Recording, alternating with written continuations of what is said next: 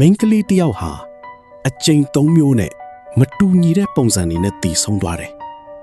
ဒါပေမဲ့အားလုံးရဲ့အစကတီးတီးလေးတစ်ခုကနေစတင်ခဲ့တာ။ဘာဘရာဆိုတာအမေဆုံးပြီးနောက်ဘဝမလွယ်တဲ့အထည်ချုပ်သမားတယောက်ပါ။သူကဆိုင်ကူဆက်လက်ရှင်သန်အောင်ကြိုးစားနေရတယ်။တနေ့မှာမင်္ဂလာဝတ်ဆောင်ပြင်နေတော့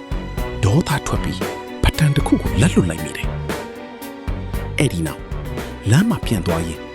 မတော်တဆအကြီးအကျယ်တိုက်မှုတစ်ခုကိုတွေ့လိုက်တယ်။လက်နက်တွေဒဏ်ရာရလူတွေ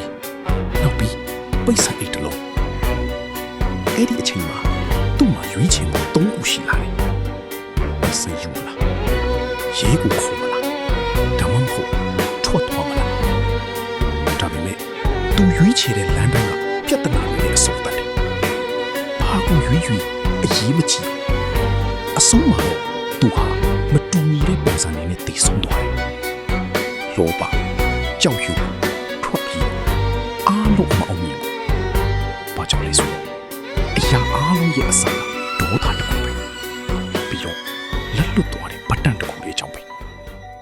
အဆုံးမှာတော့သူနားလေသွားတယ်။တီးတီးလေးရွေးချယ်မှုတွေကတော့ဘဝတစ်ခုလုံးကိုပြောင်းလဲနိုင်တယ်ဆိုတာပဲ။